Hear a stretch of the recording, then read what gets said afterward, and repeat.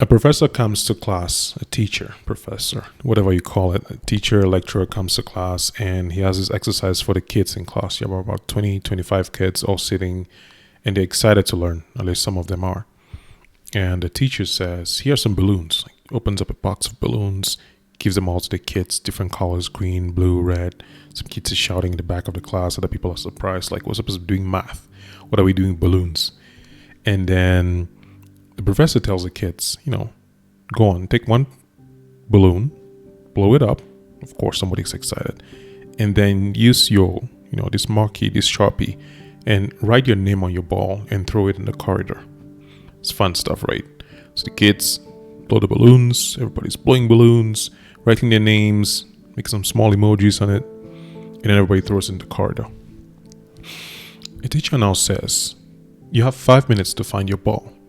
Go get your ball.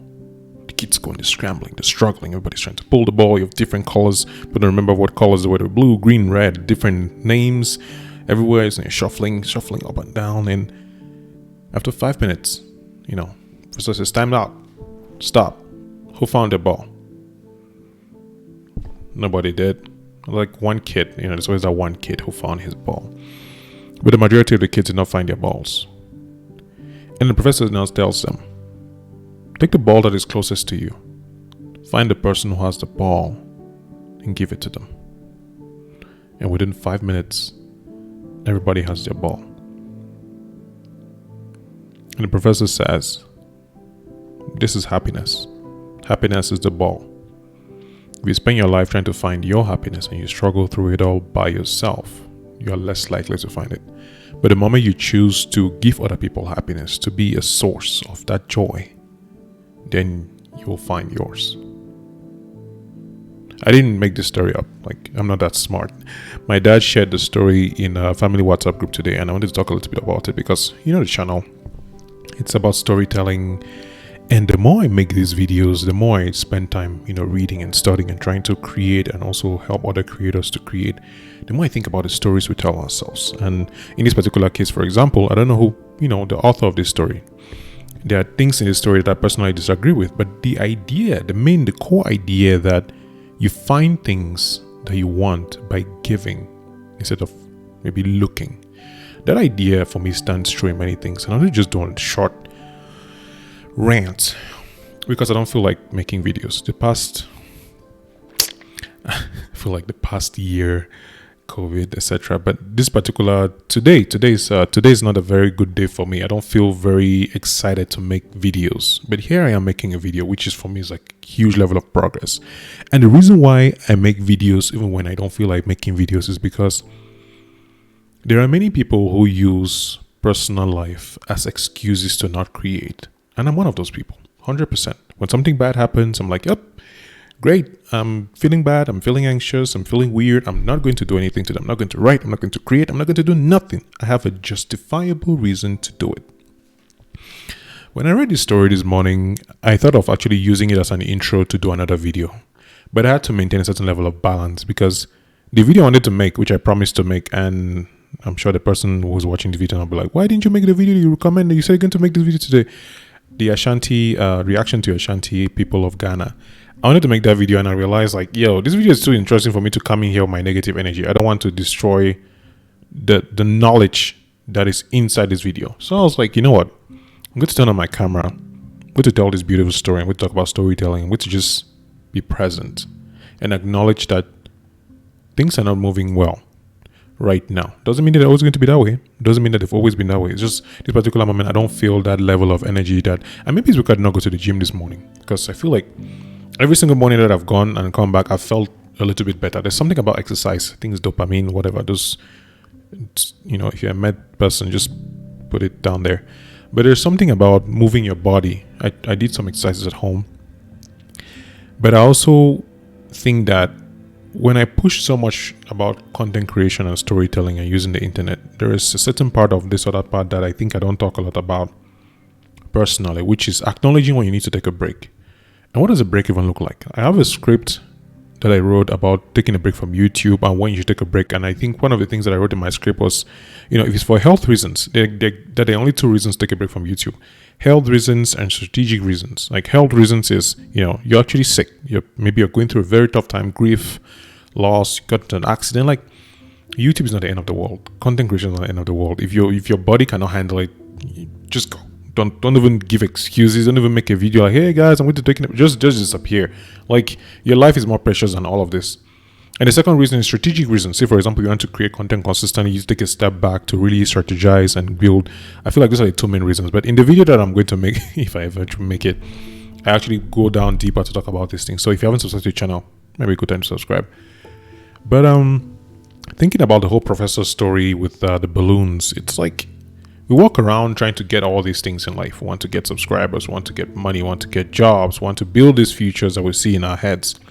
And we are like those kids in the classroom, struggling to find our thing, struggling to find our passion, struggling to find our path, our purpose, our things in this world.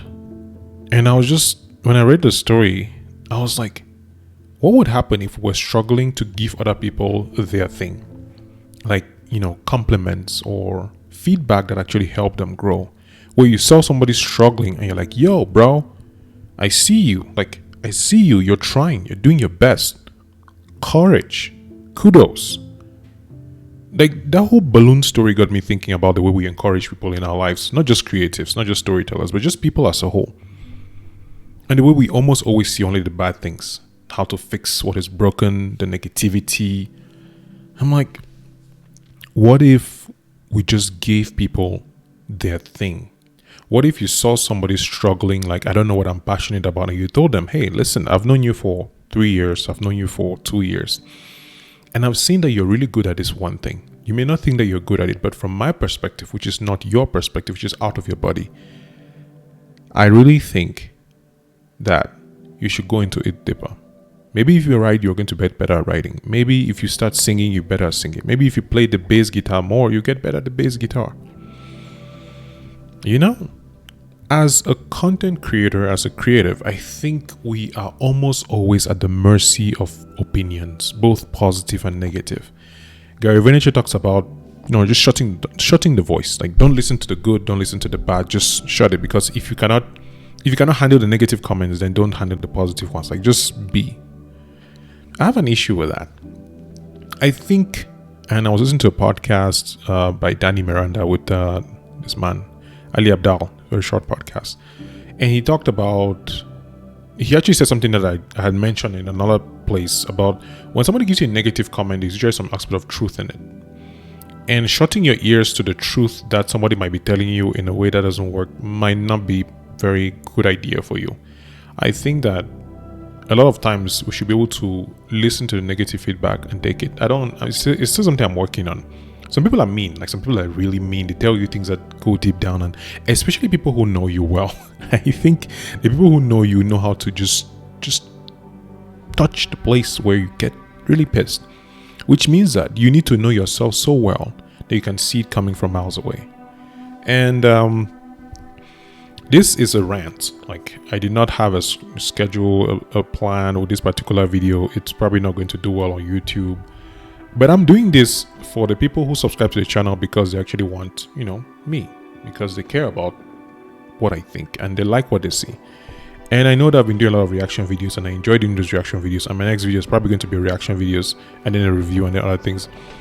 But the last thing that I want to do is to fool myself into thinking that I'm going to just that for me to be successful on YouTube, I have to only do what people want. Yes, do what the audience wants. I agree. I actually recommended this to somebody in Clubhouse the other day. Do what the audience wants. If you see that a particular video is working well, if you see that particular article, do more of it. But don't lose yourself because of that. Like, also do your thing.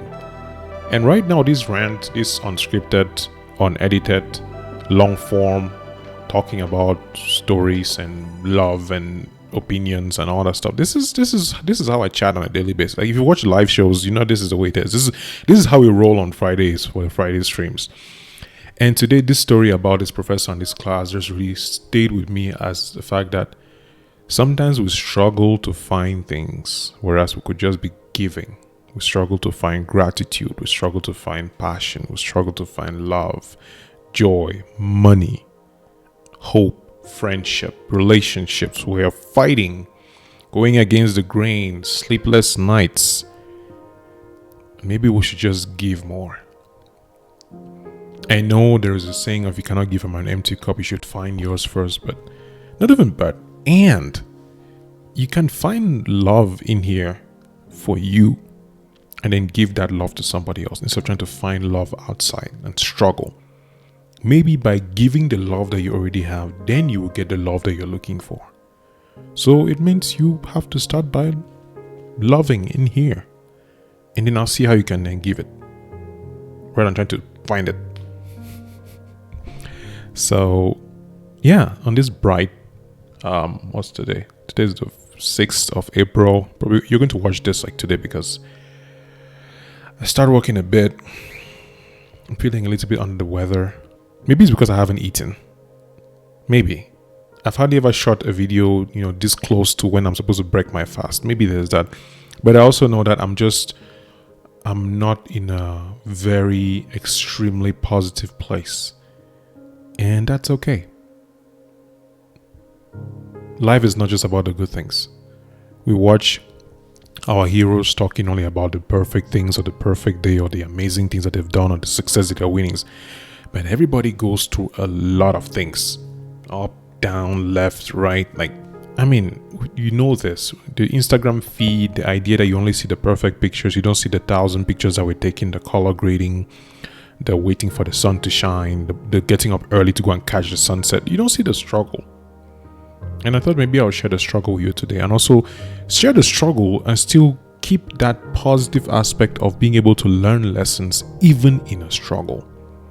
So whatever you're going through right now, I don't know what it is.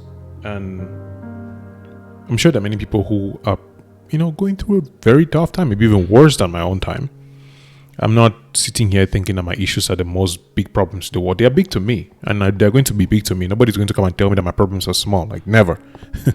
If I'm going to deal with them, I'm going to deal with them. I don't think that there are levels of issues. You have your issues, I have mine. But we can always work on them. We can always find a way to give. So if I had one lesson to take from this professor sharing the balloons and having these kids is, first, you can use any situation to learn. It's a class exercise. But the kids probably ended up learning about the fact that if you give joy, you get joy. If you give happiness, you'll probably find your own happiness. And secondly, stories are powerful. Stories are powerful. The stories we tell ourselves, the stories we believe, the stories we refuse to believe, the stories that are running unconsciously in our minds. The reason why I'm so passionate about storytelling as time goes on is because I realize how powerful telling a story can actually change you. The hero's journey is present in every single story. Watch every movie, is the same thing. And stories are powerful. So if you walk around and you have people around you who probably have stories that are making them feel hurt, they feel that they're not talented, they feel that they're not intelligent enough, they don't know math, they cannot speak, they're shy. You can be one of those people who tells them a different story that they can now take, internalize, and grow. So on this beautiful day, all my wish for you, my friend, is that you vet the stories in your mind and you share stories that empower other people. Stories like the fact that when you decide to give happiness, you get happiness. All right?